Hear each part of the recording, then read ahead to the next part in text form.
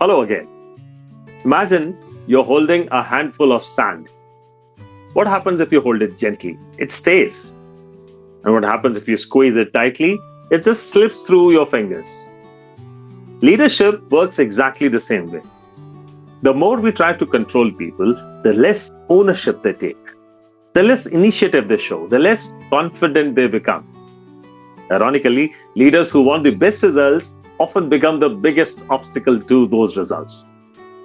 Today's episode is about one of the most common and yet least recognized leadership blind spots, the control trap.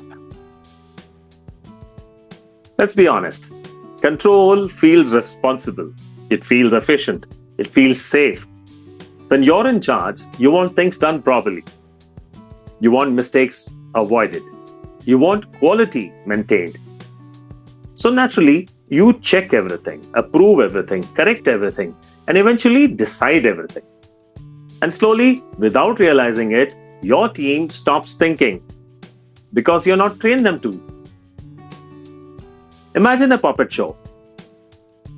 Every movement depends on the puppeteer.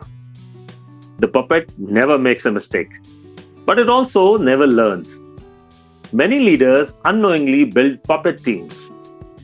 Everything works until the leader disappears. Then everything stops. Micromanagement often looks productive because the leader is busy, very busy, reviewing, correcting, approving, following up, solving everyone's problems. But ask yourself, is that leadership or is that dependency? The busiest leader is not always the most effective leader. Sometimes they are simply doing everyone else's work. Imagine an orchestra. Would you trust a conductor who tried to play every instrument? Of course not. The conductor's job is not to create every sound. The conductor's job is to create harmony. Leadership is exactly the same. Most leaders don't control because they are arrogant.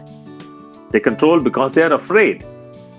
Afraid of mistakes, delays, poor quality, criticism, losing relevance. There's another fear nobody talks about.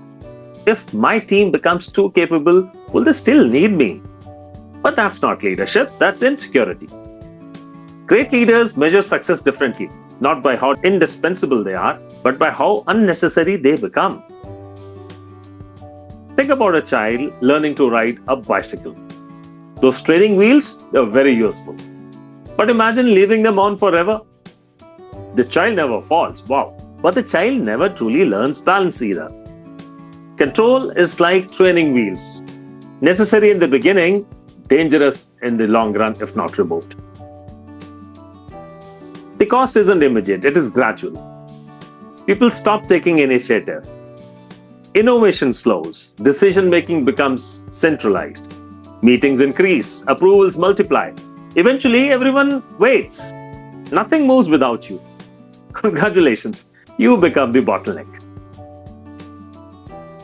Picture a busy city with only one traffic signal controlling every road. Every vehicle must wait here. No matter how efficient the roads are, traffic still jams. That's exactly what happens when every decision flows through one leader. Control says, let me do it. But the leadership says, let me teach you. Empowerment isn't abandoning people, it is gradually transferring ownership. It's a very simple framework. Number 1, explain the outcome, not every step. Number 2, define boundaries. Give freedom within clear limits. Number 3, allow mistakes. Learning has a tuition fee. Number 4, coach. Don't rescue immediately.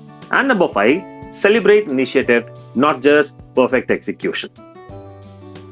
Remember, control creates followers, but empowerment creates leaders.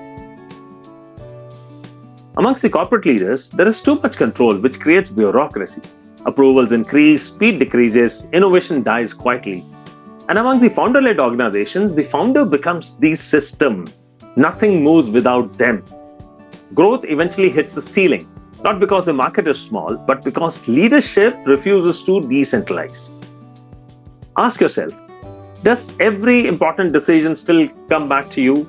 Does your team solve problems or they simply report them to you? Would your organization become stronger or weaker if you took 2 weeks off? The answer reveals whether you have built a team or a dependency. Because leadership is not about being the smartest person in the room. It is about building a room that keeps succeeding even when you are not there. That's the difference between a manager and an empowerment architect. Jai Hind.